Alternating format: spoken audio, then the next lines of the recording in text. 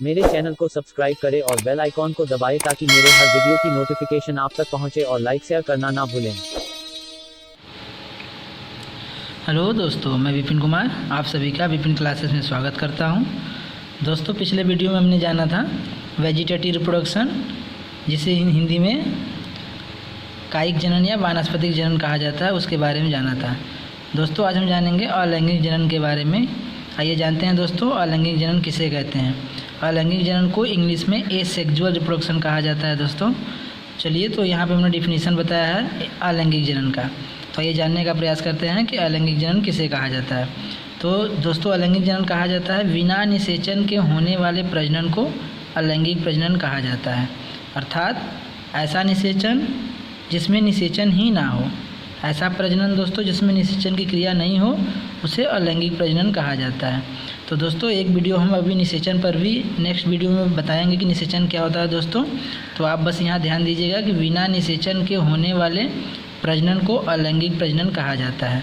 तो निषेचन तभी होगा दोस्तों जब निषेचन के लिए दो अलग अलग बॉडी की ज़रूरत होती है, एक मेल बॉडी की और एक फीमेल बॉडी की, एक नर शरीर की और एक मादा शरीर की। दोस्तों, तो जब नर और मादा मेल एंड फीमेल दोनों के गैमीट जब आपस में जुड़ते हैं तो उसी क्रिया को कहते हैं दोस्तों निषेचन। तो जब बिना निषेचन के होने वाला जो प्रजनन होता है दोस्तों, उसे ही क्या कहा जाता है, अलैंगिक प्रजनन कहा जाता है। तो दोस्तों, हम यहाँ पे भी बताएं कि जब हमारा और जो अलैंगिक जनन होता है वह किसी भी ऑर्गेनिज्म से, जीव से, जब नए जीव का निर्माण हो, न्यू ऑर्गेनिज्म बने, तो उसे हम क्या बोलेंगे, अलैंगिक जनन। तो जो ऑर्गेनिज्म होगा दोस्तों वो सिंगल पेरेंट कहलाएगा, या तो वो मेल पेरेंट होगा या तो वो फीमेल पेरेंट होगा दोस्तों। तो कोई भी ऑर्गेनिज्म होगा वो सिंगल होगा, चाहे वो फीमेल हो चाहे वो मेल हो। या तो मेल ऑर्गेनिज्म से नया ऑर्गेनिज्म बनेगा या तो फीमेल ऑर्गेनिज्म से नया ऑर्गेनिज्म बनेगा। तो इसलिए हम इसे क्या कहते हैं, सिंगल पेरेंट कहते हैं। तो दोस्तों, जो हमारा अलैंगिक जनन है, एसेक्सुअल रिप्रोडक्शन है, इस विधि के जो अलैंगिक जनन है दोस्तों, वह कई विधियों द्वारा अलैंगिक जनन किया जाता है। जिसमें पहला विधि है फिजन विधि, budding method, fragmentation, generation, regeneration method, sporulation और गेमा मेथड। तो दोस्तों, हम एक एक करके जानने का प्रयास करेंगे। जो फिजन है दोस्तों, हमारा जो फिजन है, फिजन हमारा दो प्रकार का होता है, एक बाइनरी फिजन, एक मल्टीपल फिजन। तो जो बाइनरी फिजन है, बाइनरी फिजन को हिंदी में बोला जाता है द्विविभाजन, और मल्टीपल फिजन को हिंदी में बोला जाता है दोस्तों बहुविभाजन, और फिजन को हिंदी में बोला जाता है विभाजन। तो ये जो फिजन की क्रिया है दोस्तों, वो दो प्रकार से होती है, एक बाइनरी फिजन, एक मल्टीपल फिजन। जो बाइनरी फिजन है वो अमीबा, पैरामीशियम और यूग्लिना में पाया जाता है, और जो मल्टीपल फिजन है दोस्तों वह प्लाज्मोडियम, क्लेमाइडोमोनास, एल्गी, अमीबा जैसे जीवों में पाया जाता है। नेक्स्ट है हमारा बडिंग विधि। जो ये विधि है बडिंग विधि के द्वारा जो अलैंगिक जनन होता है दोस्तों, वह हाइड्रा और ईस्ट में होता है। थर्ड हमारा है फ्रैगमेंटेशन। जो फ्रैगमेंटेशन जो होता है दोस्तों, यह भी एक अलैंगिक जनन की विधि है।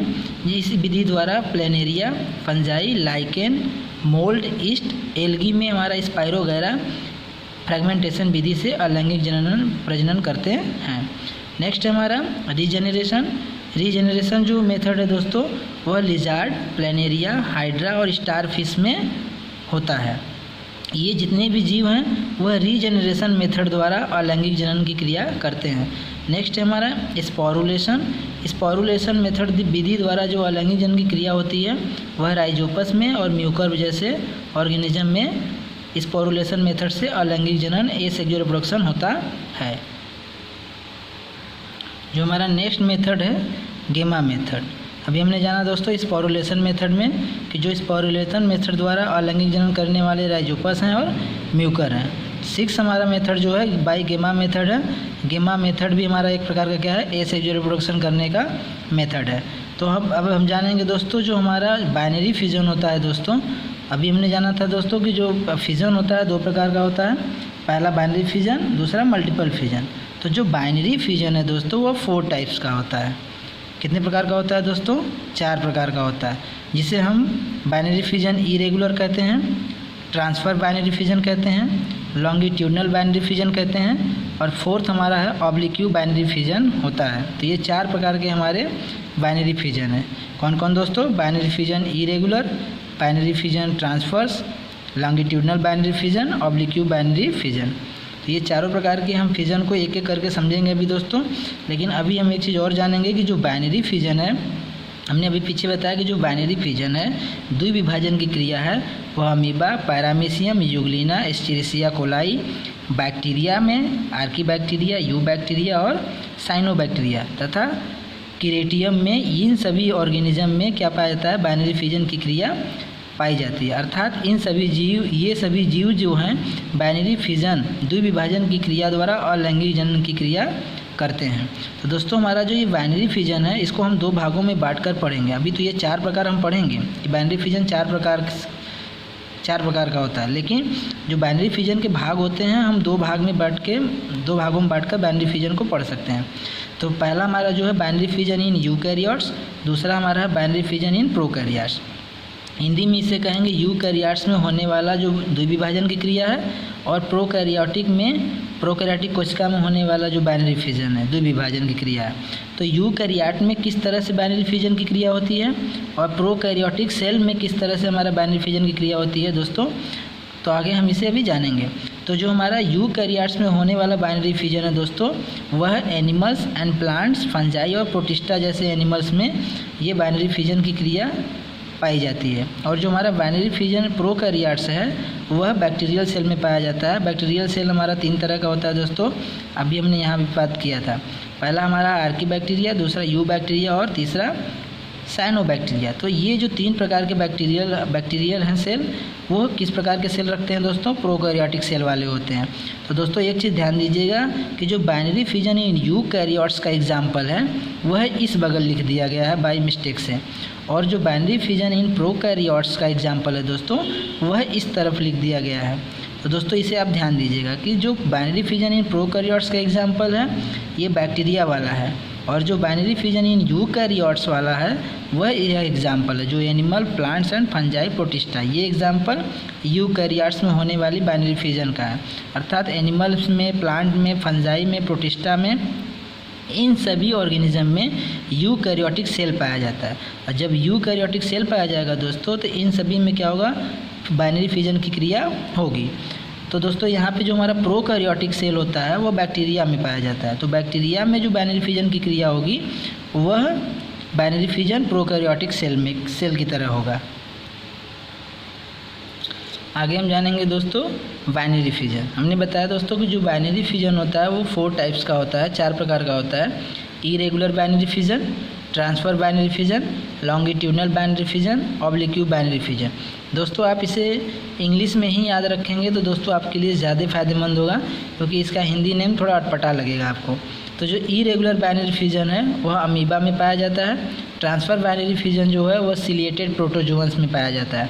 सिलिएटेड प्रोटोजोअन्स किसे कहा जाता है दोस्तों? ऐसे प्रोटोजोआ क्या होता है? एक दोस्तों फाइलम होता है, एक संघ होता है। अभी हम एक एक संघ के बारे में आगे डिटेल से पढ़ेंगे।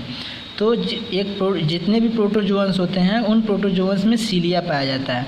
सीलिया के द्वारा जो ऐसे प्रोटोजोअन्स एनिमल्स जिनमें सीलिया पाया जाता है उन्हें सीलिएटेड प्रोटोजोअन्स कहा जाता है, जैसे पैरामीशियम। तो इस पैरामीशियम में क्या पाया जाता है दोस्तों? ट्रांसफर बाइनरी फिजन की क्रिया पाई जाती है, होती है। नेक्स्ट हमारा लॉन्गिट्यूडनल बाइनरी फिजन। जो लॉन्गिट्यूडनल बाइनरी फिजन है उसका एग्जाम्पल क्या है? फ्लैजिलेटेड प्रोटोजोअन्स, अर्थात ऐसे प्रोटोजोअन्स जिसमें फ्लैजिला पाया जाता है। यहाँ पे ऐसे प्रोटोजोअन्स की बात कर रहे थे जिसमें सीलिया पाया जा रहा था दोस्तों, जैसे यहाँ पैरामीशियम में सीलिया पाया जाता है। तो ऐसे ही प्रोटोजोअन्स जिसमें फ्लैजिला पाया जाता है उसे फ्लैजिलेटेड प्रोटोजोअन्स कहा जाता है। जैसे यूग्लिना में क्या पाया जाता है दोस्तों? फ्लैजिला। तो यूग्लिना में या फ्लैजिलेटेड प्रोटोजोअन्स में क्या पाया जाता है? लॉन्गिट्यूडनल बाइनरी फिजन की क्रिया होती है दोस्तों। नेक्स्ट है हमारा ऑब्लिक्यू बाइनरी फिजन। जो ऑब्लिक्यू बाइनरी फिजन होता है, क्रिया होता है दोस्तों, वह डायनोफ्लैजिलेटेड लाइक ऑर्गेनिज्म में होता है। जो डायनोफ्लैजिलेटेड लाइक ऑर्गेनिज्म होते हैं दोस्तों, जैसे क्यूरेटियम, ये जो क्यूरेटियम होता है दोस्तों उसमें हमारा क्या पाया जाता है? ऑब्लिक्यू बाइनरी फिजन द्वारा अलैंगिक जनन करते हैं। तो ये जो हमारा ऑब्लिक्यू बाइनरी फिजन है दोस्तों, वह राइट एंड लेफ्ट मेथड के द्वारा होता है, दो भाग में टूट कर हो जाता है, एक राइट की तरफ और लेफ्ट की तरफ। अभी हम एक एक करके इसको डिटेल से पढ़ेंगे दोस्तों। तो आइए जानते हैं एक एक करके। जो हमारा इरेगुलर जो बाइनरी फिजन है दोस्तों, यहाँ पे हमने बताया था जो इरेगुलर बाइनरी फिजन है उसमें दो क्रियाएँ होती हैं, दो प्रोसेस होता है, एक साइटोकाइनेसिस होता है, दूसरा कैरियोकाइनेसिस होता है। तो जो साइटोकाइनेसिस होता है दोस्तों, इसमें साइटोप्लाज्म का डिवीजन होता है, अर्थात कोशिका में पाए जाने वाले जो साइटोप्लाज्म होता है वह दो भागों में क्या हो जाएगा, टूट जाएगा। यहाँ पे हमने इंग्लिश में भी बताने का प्रयास किया है, division of cytoplasm occur in any plane, अर्थात कोशिका के किसी भी प्लेन से, किसी भी भाग से साइटोप्लाज्म का जब डिवीजन पाया जाता है तो उसे हम साइटोकाइनेसिस कहते हैं। इसका मतलब बस आप इतना ध्यान रखिएगा दोस्तों कि जो साइटोकाइनेसिस की क्रिया होती है, इस क्रिया में जो साइटोप्लाज्म होता है वो दो भागों में टूट जाएगा, अर्थात साइटोप्लाज्म का विभाजन होगा। जब साइटोप्लाज्म का विभाजन होता है तो इस क्रिया को साइटोकाइनेसिस कहते हैं। और कैरियोकाइनेसिस में क्या होता है दोस्तों, क्रोमोसोम का क्या होता है दोस्तों, डिवीजन होता है, अर्थात क्रोमोसोम दो भागों में टूटेगा या विभक्त हो जाएगा या बट जाएगा। तो साइटोप्लाज्म का विभाजन होना साइटोकाइनेसिस कहलाता है और क्रोमोसोम का विभाजन क्या कहलाता है, कैरियोकाइनेसिस कहलाता है। यहाँ पे हमने इंग्लिश में बताया दोस्तों, division of chromosome occur in mostly perpendicular और टू दी प्लेन, अर्थात जो ये साइटोप्लाज्म जो साइटोकाइनेसिस क्रिया होती है, साइटोकाइनेसिस क्रिया में साइटोप्लाज्म किसी भी प्लेन से डिवाइड हो जाता है और यहाँ पे परपेंडिकुलर प्लेन से क्या होता है, क्रोमोसोम का डिवीजन होता है दोस्तों। तो अभी हम परपेंडिकुलर कैसे होता है तो दोस्तों आगे हम बात करेंगे। तो इरेगुलर वाले बाइनरी फिजन में साइटोकाइनेसिस क्रिया होती है, कैरियोकाइनेसिस क्रिया होती है। जो ट्रांसफ़र बाइनरी फिजन है इसमें केवल साइटोकाइनेसिस क्रिया होती है। और साइटोकाइनेसिस क्रिया क्या होती है दोस्तों, हमने यहाँ पे जाना, फिर से एक बार हम बता रहे हैं। साइटोकाइनेसिस क्रिया में क्या होता है, साइटोप्लाज्म का डिवीजन ही साइटोकाइनेसिस कहलाता है। तो साइटोकाइनेसिस जो ट्रांसफ़र में होता है occur along the transverse axis of this cell, अर्थात कोशिका के ट्रांसफर्स एक्सिस से क्या होता है, इसमें साइटोप्लाज्म का डिवीजन होता है दोस्तों। नेक्स्ट हमारा है लॉन्गिट्यूडनल बाइनरी फिजन। जो लॉन्गिट्यूडनल बाइनरी फिजन है फ्रेंड्स, उसमें भी साइटोकाइनेसिस की क्रिया ही होती है। तो इस प्रकार के साइटोकाइनेसिस क्रिया में क्या होता है दोस्तों, occur along the longitudinal axis of the cell, अर्थात सेल के लॉन्गिट्यूडनल सेक्शन से, एक्सिस से ही क्या होता है, साइटोकाइनेसिस क्रिया होती है, अर्थात लॉन्गिट्यूडनल कोशिका के लॉन्गिट्यूडनल एक्सिस से साइटोप्लाज्म क्या होगा, डिवाइड होना शुरू होगा। नेक्स्ट है हमारा ऑब्लिक्यू बाइनरी फिजन। आगे हम जानेंगे ऑब्लिक्यू बाइनरी फिजन। जो ऑब्लिक्यू बाइनरी फिजन होता है दोस्तों, इसमें भी साइटोकाइनेसिस क्रिया पाई जाती है और जो साइटोकाइनेसिस क्रिया होगी अकर एलॉन्ग ऑब्लिकली, अर्थात जो हमारा साइटोकाइनेसिस क्रिया होगी वह ऑब्लिकली पाया जाएगा इसमें ऑब्लिक्यू बाइनरी फिजन में। ऑब्लिकली बाइनरी फिजन का जो होता है मतलब उसमें होता है हमारा जो साइटोप्लाज्म होता है राइट भाग में और लेफ्ट भाग में क्या हो जाएगा, डिवाइड हो जाएगा। कुछ साइटोप्लाज्म के भाग राइट भाग में चले जाएंगे और कुछ साइटोप्लाज्म के भाग जो होंगे लेफ्ट साइड में चले जाएंगे। इसी क्रिया को कहा जाता है ऑब्लिकली या ऑब्लिक बाइनरी फिजन। तो दोस्तों जो हमारा इरेगुलर बाइनरी फिजन है उसमें दो प्रोसेस पाया जाता है, साइटोकाइनेसिस और कैरियोकाइनेसिस, और बाकी तीन में transverse binary fission, longitudinal binary fission, oblique binary fission, इन सभी में केवल क्या पाया जाता है, साइटोकाइनेसिस क्रिया पाई जाती है। दोस्तों हम यहाँ पे एक एक करके सभी के बारे में जानने का प्रयास करेंगे। यहाँ पे हमने इस चित्र के द्वारा बताने का प्रयास किया है किसको दोस्तों, बाइनरी फिजन को। ध्यान दीजिएगा ये हमारा द्विविभाजन की क्रिया है क्योंकि इसमें एक सेल से क्या हो रहा है, दो डॉटर सेल बन रहा है। तो इसमें देखिए हमने एक सेल का एक फिगर बनाया दोस्तों, बीच में ये क्या है, क्रोमोसोम है और बीच ये डॉट लाइक स्ट्रक्चर जो है वो साइटोप्लाज्म है। तो क्या कर रहा है, नेक्स्ट प्रोसेस में क्या हो रहा है, इस क्रोमोसोम का क्या हो रहा है, रेप्लिकेशन होता है, डीएनए रेप्लिकेशन होता है, जिसके कारण गुणसूत्र का क्या होता है, डेवलपमेंट होता है। और इसके बाद जो थर्ड फिगर है दोस्तों, इसमें क्या हो रहा है, साइटोकाइनेसिस क्रिया हो रही है। तो साइटोकाइनेसिस क्रिया को हमने बताया था दोस्तों कि साइटोप्लाज्म क्या होगा, दो भाग में डिवाइड होना शुरू होगा।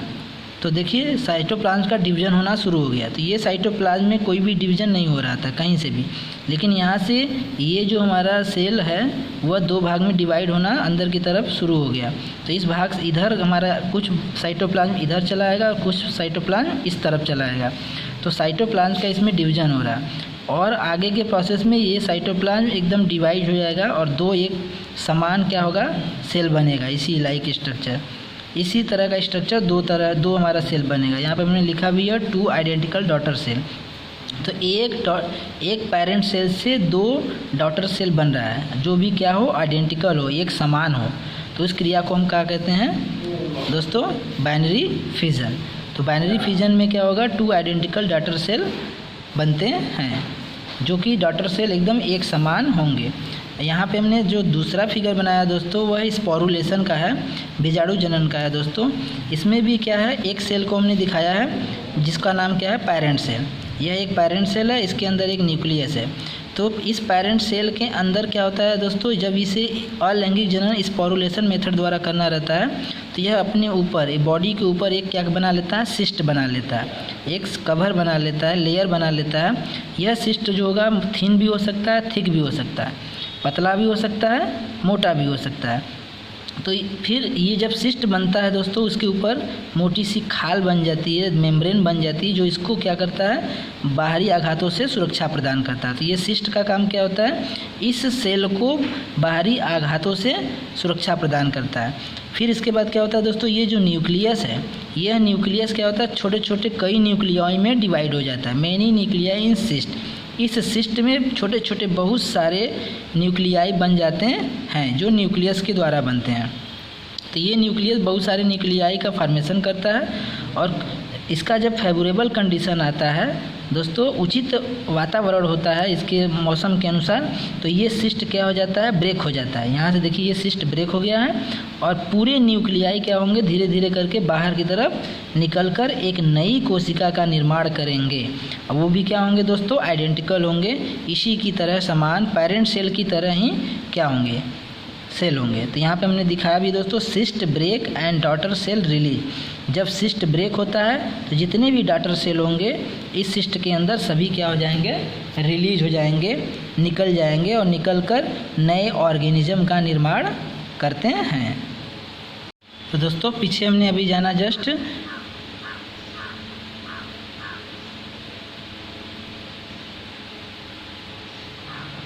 बाइनरी फिजन और स्पोरुलेशन मेथड को। बाइनरी फिजन को हिंदी में दोस्तों द्विविभाजन कहते हैं, स्पोरुलेशन को हिंदी में क्या कहता है दोस्तों, बीजाणु जनन।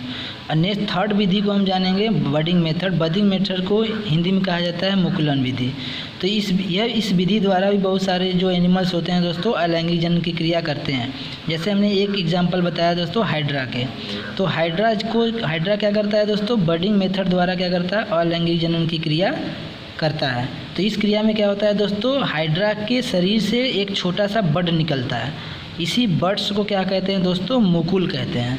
ध्यान दीजिएगा, बड्स को हिंदी में क्या कहते हैं, मुकुल कहते हैं। ये बड्स धीरे धीरे क्या करने लगता है, वृद्धि एवं विकास करके बढ़ने लगता है। थर्ड फिगर में आप देखेंगे यह मुकुल क्या होता है, बड्स और भी बड़ा हो गया है, और एक समय ऐसा आएगा दोस्तों कि यह बड्स क्या होगा, इस बॉडी से कट कर अलग हो जाता है और एक नए हाइड्रा का निर्माण करेगा, न्यू जीव का निर्माण करेगा, न्यू हाइड्रा का निर्माण करेगा। तो हाइड्रा से बर्ड निकला है दोस्तों, तो हाइड्रा यही बर्ड्स धीरे धीरे विकसित होकर अलग हो जाएगा बॉडी से, पेरेंट सेल से अलग हो जाएगा, और एक नया हाइड्रा सेल का, हाइड्रा बॉडी का क्या करेगा, हाइड्रा का निर्माण करेगा। इसी क्रिया को क्या कहा जाता है दोस्तों, बडिंग मेथड। तो ये भी एक एसेक्सुअल रिप्रोडक्शन का एक मेथड है। तो अभी हम पीछे बहुत सारा एग्जाम्पल बताए थे दोस्तों कि कौन कौन ऐसे ऑर्गेनिज्म हैं जो बाई बडिंग मेथड द्वारा अलैंगिक जनन की क्रिया करता है।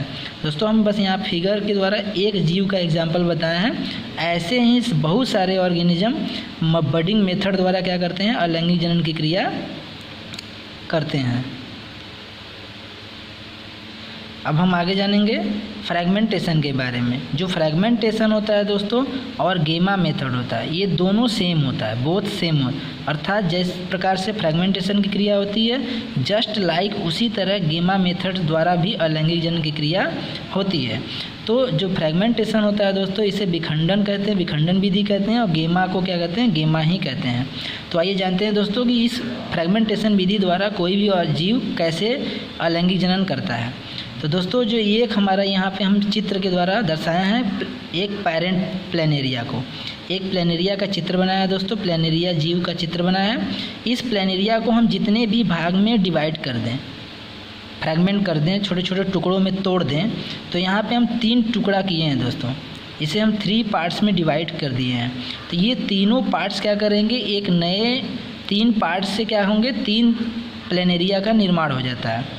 तो यहाँ पे पेरेंट जो प्लेनेरिया है, इस पेरेंट प्लेनेरिया को हमने क्या कर दिया, छोटे छोटे 3 डिविजन फ्रैगमेंट्स कर दिया दोस्तों, फ्रैगमेंट्स ऑफ प्लेनेरिया, अर्थात हम प्लेनेरिया को छोटे छोटे टुकड़ों में विखंडित कर दिए, तोड़ दिए।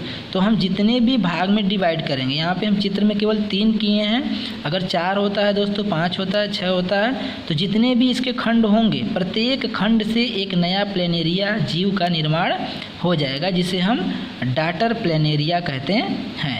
इस क्रिया के द्वारा प्लेनेरिया क्या करता है, फ्रैगमेंटेशन विधि द्वारा प्लेनेरिया जो है एसेक्सुअल रिप्रोडक्शन करता है, अलैंगिक जनन करता है। दोस्तों यहाँ पे ध्यान दीजिएगा, यहाँ पर भी एक सिंगल पेरेंट ही है, इसमें 2 पेरेंट कभी इन्वॉल्व नहीं होंगे किसी भी मेथड में। जब अलैंगिक जनन होगा तो उसमें केवल एक ही पेरेंट इन्वॉल्व होगा, चाहे वह फीमेल हो चाहे वह मेल हो, और उसी की बॉडी से क्या होगा, एक नया जीव बनेगा। तो दोस्तों प्लेनेरिया कैसे फ्रैगमेंटेशन की क्रिया द्वारा दोस्तों अलैंगिक जनन करता है, आप इस चित्र के द्वारा समझे होंगे। लास्ट हमारा है दोस्तों रीजनरेशन, अभी मेथड बाकी है। रीजनरेशन को हिंदी में बोला जाता है पुनरुद्भवन। तो पुनरुद्भवन का मतलब होता है दोस्तों पुनः उद्भवन कर जाना, अर्थात पुनः अपने डैमेज अंग को पुनः विकसित कर लेना। तो रीजनरेशन मेथड द्वारा जो अलैंगिक जनन की क्रिया होती है दोस्तों, यहाँ पे हमने स्टारफिश में दिखाने का प्रयास किया है। तो जब भी इंजर्ड एरिया, किसी भी ऑर्गेनिज्म में कोई इंजर्ड एरिया होता है, तो उस इंजर्ड एरिया को वह क्या कर लेता है, इंजर्ड एरिया पुनः रीग्रोथ कर लेता है, पुनः विकसित कर लेता है उस भाग को। जैसे ये देखिए स्टार फिश का एक चित्र हमने बनाया है, इसमें 5 भुजाएँ हैं दोस्तों। तो आगे वाले चित्र में देखिए एक भुजा इसका क्या हो गया, इंजर्ड हो गया, चोटिल हो गया। चोट के कारण यह एक जो भुजा है वह कट कर अलग हो गया है दोस्तों। तो देखिए यहाँ पे 2 फिगर हमने नेक्स्ट फिगर में दर्शाया है, एक जो ये भाग कटा हुआ है और ये जो कटा हुआ एक भाग अलग से दिखाया है।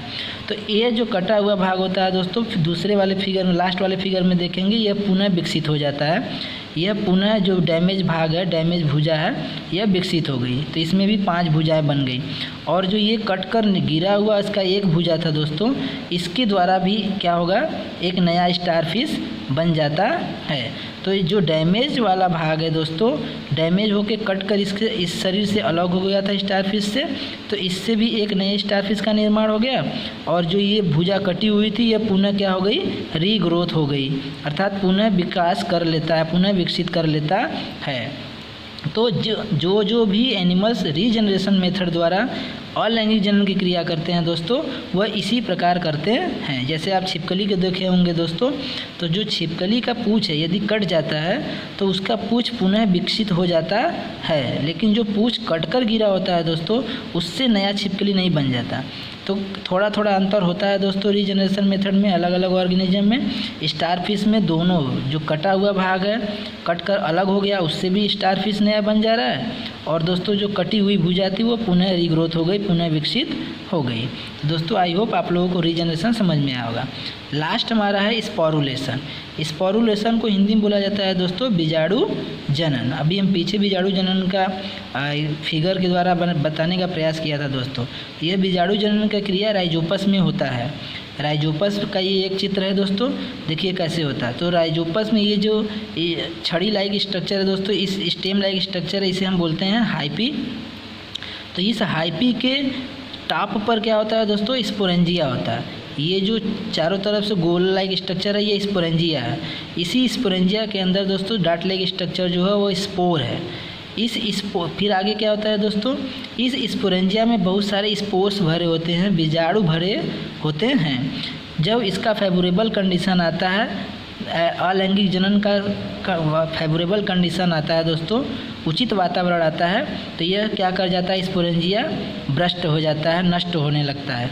जब ये स्पोरेंजिया नष्ट होने लगता है दोस्तों, तो जब ये स्पोरेंजिया नष्ट होगा दोस्तों, तो इसके अंदर जो स्पोर भरे होंगे वह क्या होने लगेंगे, बाहर निकलकर फैलना शुरू कर देंगे।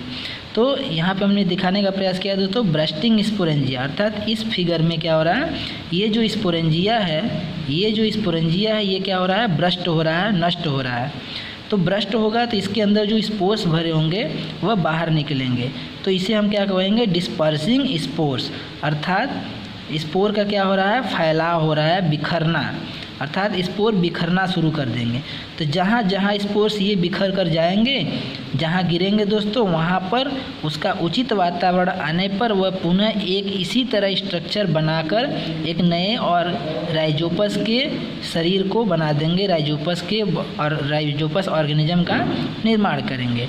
तो दोस्तों ये रहा, एक एक करके सारी बातों को हमने समझा दोस्तों कि अलैंगिक जनन क्या होता है, अलैंगिक जनन कितनी विधियों द्वारा होता है, और हमने एक एक के बारे में ध्यान से पढ़ने का प्रयास किया दोस्तों, और फिगर के द्वारा भी समझाने का प्रयास किया, और सभी का एग्जाम्पल भी बताया दोस्तों। उस एग्जाम्पल को आप ध्यान रखिएगा कि कौन सा जीव जो होगा किस विधि द्वारा अलैंगिक जनन करता है। दोस्तों आई होप आप लोगों को ये सारी बातें समझ में आया होगा। Thank you.